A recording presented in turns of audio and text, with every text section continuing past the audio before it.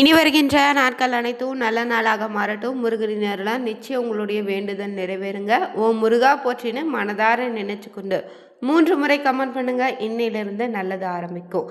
இன்னைக்கான வீடியோவில் எதை பற்றி பார்க்க போறோம்னா, சந்திர கிரகணம் 2026ஆம் ஆண்டினுடைய கடைசி சந்திர கிரகணம் நடக்கக்கூடிய நேரத்தில் உங்களுக்கு இருக்கக்கூடிய தீராத கடனும் தீர வீட்டு பூஜை அறையில் இந்த ஒரு பரிகாரத்தை செய்யுங்க. நிச்சயம் பார்த்தீங்கன்னா கடன் அடைவதற்கான வழி சீக்கிரம் பிறக்கும். இல்லைன்னா கடன் பார்த்தீங்கன்னா கொடுத்தவங்க கிட்ட இருந்து உங்களுடைய தொகை பற்றினா விரைவில் வந்து சேரும். கடன் தொலையிலிருந்து விடுபட இந்த நேரத்தில் என்ன மாதிரியான பரிகாரங்கள் செய்யலாம், மேலும் இந்த சந்திர கிரகணம் நமக்கு தெரியுமா, இந்த கிரகண காலத்தில் என்ன மாதிரியான விஷயங்களை தவிர்க்கணும்னு தெரிஞ்சுக்க வீடியோவை முழுமையாக பாருங்கள். மேலும் நீங்கள் புதியவராக இருந்தீங்கன்னா சேனலை சப்ஸ்கிரைப் பண்ணிவிட்டு கூடவே இருக்க பெல் பட்டனை கிளிக் பண்ணிக்கோங்க. தனிப்பட்ட முறையில் உங்கள் ஜாதக ரீதியாக ஏற்படக்கூடிய பிரச்சனைக்கு சரியான ஒரு பரிகாரத்திற்கும் வீடியோவில் டிஸ்கிரிப்ஷன் கீழே ஜோதிடர் நம்பர் கொடுத்துருக்கோம். அந்த நம்பருக்கு நீங்கள் கால் பண்ணி தெரிஞ்சுக்கலாம். வாங்க இன்றைக்கான வீடியோக்குள்ளே போகலாம். இந்த 2026ஆம் ஆண்டினுடைய கடைசி சந்திர கிரகணம் வரக்கூடிய ஆகஸ்ட் 28ஆம் தேதி நடக்க இருக்கு. இந்த நாளை பார்த்திங்கன்னா ரக்ஷாபந்தன் பண்டிகையும் கொண்டாட இருக்கும். சந்திர கிரகணம் எந்த நேரத்தில் ஏற்படுது, எந்தெந்த நாடுகளில் தெரியும், கிரகணத்தின் போது நம்ம எடுக்க வேண்டிய முன்னெச்சரிக்கை நடவடிக்கைகள் என்ன, சூதகாலம் உண்டான பல்வேறு கேள்விகள் இருக்கும்.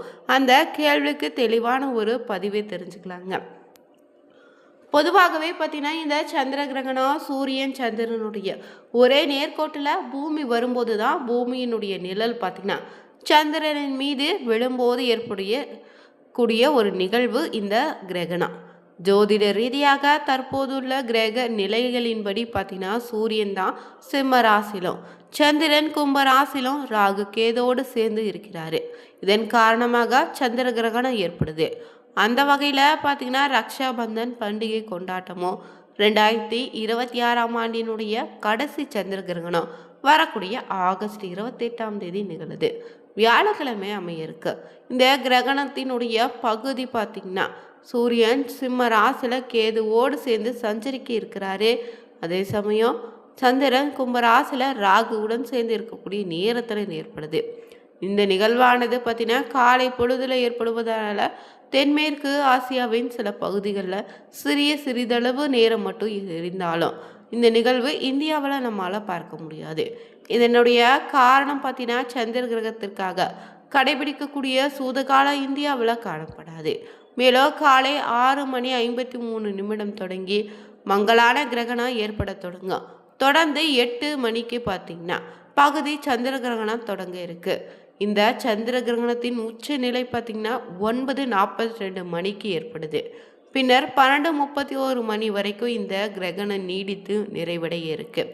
இந்திய நேரப்படி பகல் பொழுதுல ஏற்படுவதால சந்திரனின் இந்த கிரகண நிலையானது இந்தியாவில் பார்க்க இயலாதுங்க. இந்தியாவில் கிரகணம் தெரிந்தால் நம்மளுடைய சூதகாலம் கடைபிடிக்கின்றோம். இன்று பார்த்தீங்கன்னா சந்திர கிரகணம் நிகழ்வது இந்தியாவில் தெரியாது என்பதால் இந்த கிரகணத்திற்கு சூதகாலம் இந்தியாவில் செல்லுபடியாகாது. எனவே வழிபாடு பிற சுப காரியங்களுக்கு எந்த தடையும் இருக்காது. மேலும் இந்த கிரகணத்தின் போது சில பகுதிகளையாவது பார்க்கும் பகுதிகளாக இருக்கும். அந்த வகையில் பார்த்திங்கன்னா ஐரோப்பா, ஆசியாவின் மேற்கு பகுதி, ஆப்பிரிக்கா, வட அமெரிக்கா, தென் அமெரிக்கா, பசிபிக், அட்லாண்டிக், இந்திய பெருங்கடல், அண்டார்டிகா பகுதிகளில் காண முடியுங்க. மேலும் தென்மேற்கு ஆசியாவில் பாகிஸ்தான், தெற்கு Afghanistan, Iran, Iraq, Saudi Arabia, Sesha முதலிய நாடுகளில் இந்த கிரகணம் தொடங்கும் போது ஏற்படக்கூடிய மங்களான பிறகு ஆரம்பத்தை பார்க்க முடியும்னு சொல்லியிருக்காங்க. இந்த சந்திர கிரகணம் ஏற்பட்ட பிறந்த காலத்தின் நாம் இறைவனை நினைச்சு தியானிப்பது ரொம்ப நல்லது. கிரகண நேரத்தில் செய்யக்கூடிய இந்த தியானம் ரொம்பவே சிறப்பான பலனை தரும். மேலும் பக்தி கதைகளை படிப்பது, இறை மந்திரங்களை உச்சரிப்பது மிகவுமே விசேஷமான பலன்களை ஏற்படுத்தி தருங்க. பார்த்தீங்கன்னா மந்திர சாஸ்திரத்தின்படி பொதுவான நேரத்தில் ஒரு முறை இறைவனை வேண்டி மந்திர உச்சரித்தா 1 மடங்கு பலனும், அதே சமயம் நேரத்தின் பார்த்தீங்கன்னா அந்த சாயக்கூடிய நேரத்தில் செய்தால் 10 மடங்கு பலனும், பிரம்ம முகூர்த்தத்தில் 100 மடங்குன்னு, பௌர்ணமி அமாவாசை தினங்களை செய்தால் 1000 மடங்கு பலனும் தருன்னு சொல்லுவாங்க. அதுவே கிரகண காலத்தில் செய்தால் 1,00,000 மடங்கு பலனை தருன்னு சொல்லுவாங்க. கிரகண நேரத்தில் தெய்வீக சக்தி பார்த்திங்கன்னா நிறைந்திருக்கும். எனவே மந்திர ஜபம் செய்வதற்கோ இறை வழிபாட்டில் நம்ம ஈடுபடுத்துவதற்கு இந்த நேரம் ரொம்பவே சிறப்பான நேரம். இந்த சமயத்தில் செய்யக்கூடிய பிரார்த்தனைகளுக்கான பலன் பல மடங்கு அதிக பலனை கொடுக்குங்க. கிரகண நேரத்தில் நமக்கு என்ன நடக்க வேண்டுமோ அதை நினைச்சு பிரார்த்தனை செய்ய வேண்டுங்க. சிவ பஞ்சாங்கரம் மந்திர ஜபம் செய்வது ரொம்பவே நல்லதுங்க. அந்த வகையில் இந்த ஆண்டு சந்திர கிரகணம் பார்த்தீங்கன்னா 2வது சந்திர கிரகணம் ஆகஸ்ட் 28 காலை 6 மணிக்கு தொடங்குது. இந்த கிரகண நேரத்தில் எப்படி வழிபடலாம்? ஆன்மீக ஆன்றவர்கள் பார்த்தீங்கன்னா இந்த கிரகணம் பார்த்தீங்கன்னா வழிபாட்டுக்குரிய நேரம்னு சொல்லிக்கிறாங்க. மற்ற நேரங்களை விட கிரகணத்தின் போது தெய்வ சக்தி அதிகரித்து இருக்கும்.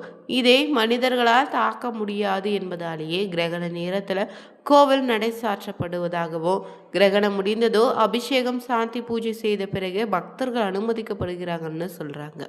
கிரகண நேரத்தில் தெய்வீக சக்தி நிறைந்திருக்கு என்பதால மந்திர ஜபம் செய்வதற்கு இறை வழிபாட்டிற்கு இந்த நேரத்தை நம்ம எடுத்துக்கலாம். பிரார்த்தனைக்கான பலனும் பல மடங்கு திரும்ப கிடைக்கும். இந்த கிரகணத்தின் போது தீராத கடன் பிரச்சனை தீர, கடன் தொல்லையில் இருந்து சிக்கி தவிப்பவங்க ஒரு பேப்பரில் நீங்கள் எத்தனை நபர்களுக்கு பணம் தர வேண்டுமோ அவங்களுடைய பெயரை வரிசையாக எழுதிக்கோங்க.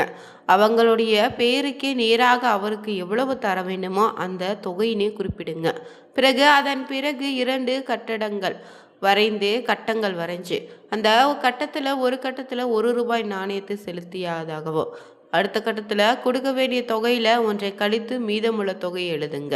பிறகு எத்தனை நபர்களுக்கு பணம் கொடுக்க வேண்டுமோ அத்தனையும் ₹1 நாணயங்களை எடுத்து கொள்ளுங்க. தனித்தனியாக துண்டு சீட்டில் அந்த நபரின் பெயர் எழுதி அந்த பேப்பரில் ₹1 நாணயத்தை வச்சு மடித்து பின்பு அனைவருடைய பெயர் எழுதி மீட்டில் பார்த்தீங்கன்னா வைத்து முடித்து பூஜை அறையில் வச்சிடுங்க.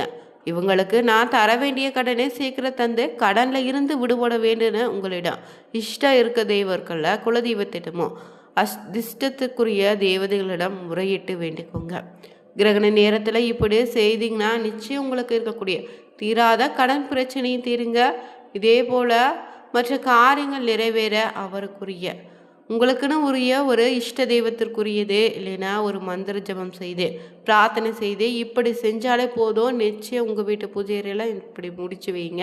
நிச்சயம் கடன் தீருவதற்கான வழி விரைவில் இருக்குங்க.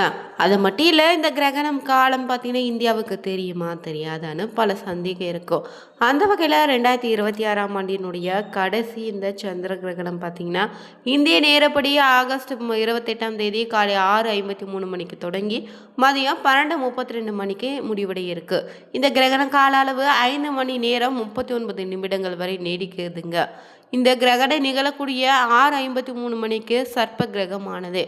ராகு சஞ்சரிக்கும் கும்பராசியில் இருக்கக்கூடிய சதய நட்சத்திரத்தில் சஞ்சாரம் செய்வதால் அதே சமயம் பார்த்திங்கன்னா சூரியன் சிம்மராசியில் சஞ்சரிக்கக்கூடிய கேதுவோடு சேர்ந்து இருக்கக்கூடிய நேரத்தில் அமையுது.